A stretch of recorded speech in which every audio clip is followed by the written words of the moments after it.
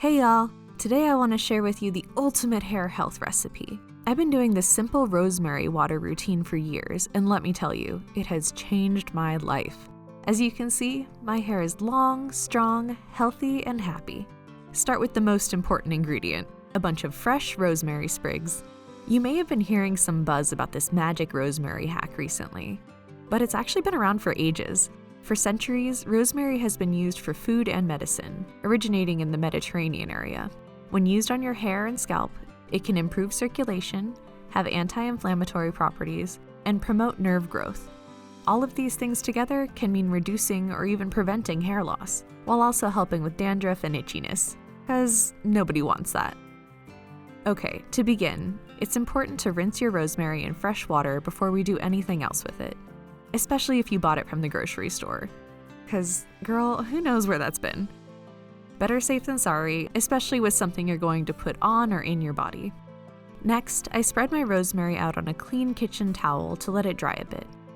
By the way, rosemary is a super easy herb to grow at home yourself, even if just on a small balcony or windowsill. Anyway, now we're ready to add our rosemary to a big pot on the stovetop. Then, add enough water to cover the sprigs. Depending how big of a batch you're making, the amount of water may vary. I'm making a pretty big pot this time, just so I can show you easily and because in my household we go through this stuff like crazy. Once there is enough water to submerge the rosemary, turn on the heat and bring it up to a boil. Keep pressing down the rosemary and pouring the water over to keep it under. We want to make sure that the heat is even and everything's getting soaked. But hey, a watched pot never boils, so while we wait, let's take a break for some avocado toast. Because yum! But also, since we're focusing on hair health today, this is a perfect snack because avocado is also awesome for hair growth. Avocado is a great source of biotin, and it also has other nutrients that can help prevent dry skin and improve hair health. Once our water reaches a boil, we're ready to add our next ingredient, cloves. Similar to rosemary, cloves are also known to help improve circulation and are both antioxidants and anti-inflammatory. Plus, they smell good. Stir the cloves into the boiling rosemary to let everything mingle. You can see that the water is already changing color. That's a good sign. Once it's mixed, cover the pot and reduce the heat, and let it simmer for about another 30 minutes. I actually love this process because it makes my kitchen smell so good. Which I guess I should warn you about that the smell of rosemary and cloves can be pretty intense. But personally, it reminds me of mulled cider and Christmas, and who doesn't love a bit of Christmas all year round? So, after the 30 minutes, I take the pot off the heat and let it cool down a bit. I tried to do this hack to hold the lid off the handle. Kind of a fail. But anyway, you want this to get to room temperature, so we'll leave it alone for a minute. Today, it's extra snowy and wintry in my city, so it's a perfect day to cook up this Christmassy elixir. This is my day 3 hair, by the way, so I'm going to be washing it today. And here you can see kind of what the before looks like. So now, we're going to take a spray bottle like this for easy application and use a funnel to carefully fill it up. This spray will be safe to use every day if you want, either fresh out of the shower like I'll show you, or also on dry hair in between washes. It just depends on how damaged your hair is and what your goals are. If you're trying to grow it out, working this into your daily routine should help it grow faster and healthier. At this point, I just use it a couple times a week on my wash days, because I'm a few years into my journey and I just want to maintain my hair at this point.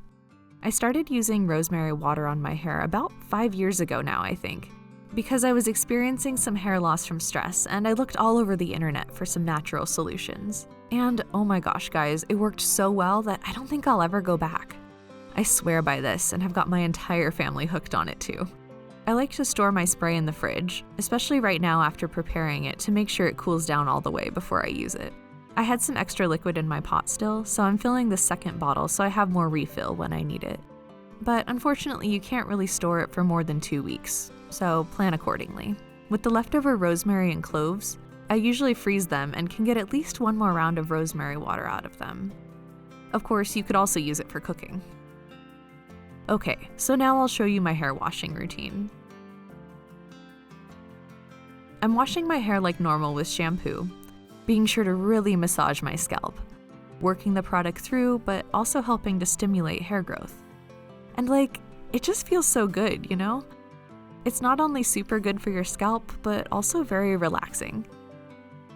Here I'm just rinsing out my shampoo, you know the drill, and just finishing my shower like normal. Alright, so out of the shower, I'm first spraying some conditioning heat protectant spray, which is super important if you're going to use heat later, and it makes brushing my hair out a little bit easier too. I use a brush that's specifically designed for wet hair, because you have to be extra gentle with your hair when it's soaked like this, so that you don't cause more breakage.